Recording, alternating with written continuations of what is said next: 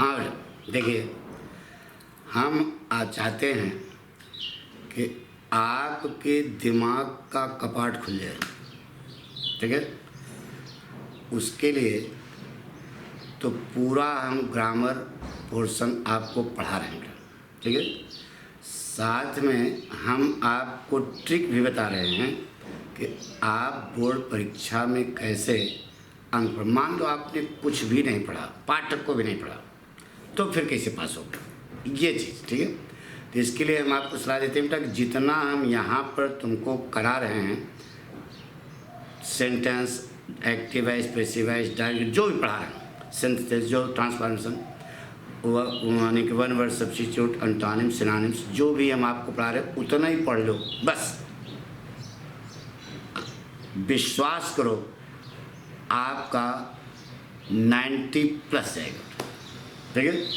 अब 95 प्लस करने के लिए तो आपको थोड़ा सा मेहनत करनी पड़ेगी, फर्स्ट पेपर भी देखना पड़ेगा, लेकिन जितना हम बता रहे हैं उसी स्टाइल चलोगे, निश्चित है कि आपको अच्छा नंबर मिलेगा। Thank you. देखिए हम काफ़ी देखो चेक करने जा रहे हैं, जैसे लिखा बेटा हु टीचेज यू इंग्लिश। अब इसका आपको बनाना है पैसिव वॉइस, ठीक है। बना दो, क्या बनाए बेटा, by whom, by whom are, आगे करो यू टाट इंग्लिश। बन गया बेटा, by whom are you taught English. अब इंग्लिश लोगे तो by whom is English taught to you बनेगा, और हु से बनाओगे तो सब बताया बेटा, सब आप देखिए, who are you taught English भाई, तब मिल जाएगा। लेकिन सरल तरीका ये जो बताया बेटा, by whom are you taught English, ठीक है। सिखा बेटा, देखो he planted 2000 trees in our college last year. पक्का है बेटा, ध्यान रहे, ये जो ऊपर बताया भी हु वाला ना, ये भी तुम्हारी बोर्ड परीक्षा में किसी न किसी पेपर में फंसा बेटा, इसको नोट कर लो, पक्का आएगा। He planted 2000 trees in our college last year. कौन सा टेंस है, पास्ट इन्फिनिट टेंस है, 1 2 का 4 4 2 का 1, माई नेम इज लखन, एक कदम आगे साइकिल, क्या बने बेटा, 2000 trees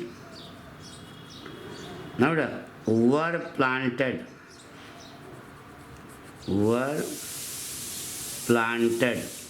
by him now in our college last year। बाकी ऐसे लिख दो, in our college last year, ठीक है। अच्छा ओके, बस यही बना, 2000 trees were planted by him in our college last year. देखिए बेटा, corrupt leaders will ruin our nation, यह वाक्य कौन सा टेंस है, फ्यूचर इंडेफिनिट। दिमाग करो, एक कदम आगे साइकिल लगानी है, बाकी सब आपको आता है बेटा। आवर नेशन ना बेटा, अब फ्यूचर इंडेफिनिट टेंस है, एक कदम आगे क्या हो जाएगा, will be ruined by corrupt leaders. बन गया बेटा, our nation will be ruined by corrupt leaders. पक्का आएगा उठाया सकता है, we ought to show respect to our leaders. ये मॉडल वाला बेटा, आउट टू जितने भी मॉडल वर्ड में उनकी ठीक बात लगाना, अभी बाकी आपको मालूम है। We ought to show respect to our elders, लगा दो बेटा, रेस्पेक्ट, आउट टू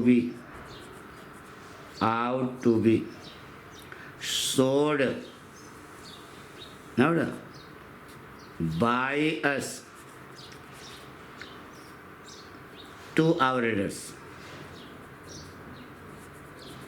बन गया, respect ought to be showed by us to our readers, बन गया। जैसे कहा बेटा, the boys were reading novels, देख रहे हो ना, पास्ट कंटिन्यूस है, लगा दो, novels were being read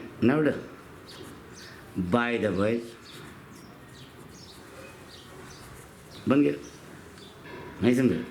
से कहा बेटा your behaviour has greatly astonished, your behaviour has greatly astonished. तो इसमें अब आप देखोगे कि बाय वगैरह कुछ लिखा ही नहीं है, तो तुम्हारे व्यवहार ने बहुत ज़्यादा आश्चर्यचकित किया। किसको आश्चर्यचकित किया? मुझे। लगा दो बेटा, क्या बनेगा? आई हैव बीन ना बेटा ग्रेटली astonished, astonished बात क्या था बेटा? At your behaviour. बन गया, ठीक है। I have been greatly astonished at your behaviour. अब देखो बेटा वी नो आवर टीचर। अब देखो ये कलाकारी वाले वाक्य हैं, ये पूछे जाते हैं बेटा, ध्यान रहे। क्या बनाओगे? प्रेजेंट इंडेफिनिट आंसर क्या बनाओगे? Our teacher, our teacher. Present indefinite answer तो is known, our teacher is known. अब नो के आगे टू आता है, टू अस, ठीक है। अब टू अस लगाओ चाहे ना लगाओ, लेकिन टू तक लिखना पड़ेगा। Our teacher is known to, तभी सही बात। लेकिन अस लगा देना, तुम भी इंटरमीडिएट हो, बाद में सब समझोगे। लगा दोगे ना पक्का? तो क्या होना? आवर, अरे नॉन और ओवलाइज के आगे पैसिव वॉइस वाक्यों में टू का प्रयोग होता है, तो our teacher is known, known to us, ठीक है। We beg his father to for, ये बेग होना चाहिए था। He begged his father to forgive him. क्या होगा? पास्ट इंडेफिनिट आंसर बोलो क्या होगा? हिज फादर वाज बेग्ड हो जाएगा ना बेटा, बेग्ड। अब बाय हिम लगाओ चाहे लगाओ, लेकिन लगा दो by him to forgive him, to forgive him. अब देखो इसमें निरर्थक शब्द कौन है? बाय हिम लगाने से कोई फायदा नहीं बेटा, काट दो। His father was begged to forgive him, बस बन गया। बताया था ना, ऐसा कार्य से कर्ता के अलावा और कोई दूसरा माइक बच्चा न कर सके। उन पैसिव वॉइस वाक्यों में डूयर को बाई से जोड़ने की कोई आवश्यकता नहीं है, तो बाय हिम लगाओ चाहे लगाओ, अपने आप सही हो जाएगा। His father was begged to forgive him, ठीक है। अब देखो बेटा फिर वही आ गया, हु टीचेज यू इंग्लिश। इसका मतलब ये बहुत इंपॉर्टेंट है। दूसरे ढंग सुना दे आपकी बार, क्या बनाओ बेटा? देखिए तो हु, देखो बहुत अचंभित बनाते हैं बेटा। हु ना is English, who is English taught to you by. ये स्पेशल बता रहे हैं बेटा, ये पढ़ाते समय उन्हें बताया होगा कक्षा में, जो लड़के पाठक पढ़ते हैं। एक तरीका होता है कि बाई हुम सुनाओ, दूसरा हु वाले से। तो who is English taught to you by, ये भी सही पक्का। और बता चुके हैं, देखो इस प्रकार के वाक्य जो अभी नीचे, ये देखो सब स्पेशल हैं। It is time to look into the matter. इस प्रकार के वाक्य आपकी बोर्ड परीक्षा में पूछे जाते बेटा। तो इट इज टाइम को तो छूने नहीं है, ऐसे बता दो इट इज टाइम, ठीक है। और अब टू लुक इनटू या इन्फिनिटिव फ्रेज है, इसमें क्या और किसको लगाओ? जवाब क्या मिलेगा? The matter, for the matter. बताया था इस इन्फिनिटिव में क्या और किसको लगाओ, जो जवाब मिलेगा उसको किससे जोड़ दिया? फार से, फार द मैटर। और जो इन्फिनिटिव है इसको पैसिव फॉर्म आप इन्फिनिटिव बना दो, टू बी लुक्ड। इतना इस काम नहीं चलेगा, इनटू भी लगाना पड़ेगा, लुक्ड इनटू। पढ़ा बन गया। It is time for the matter to be looked into.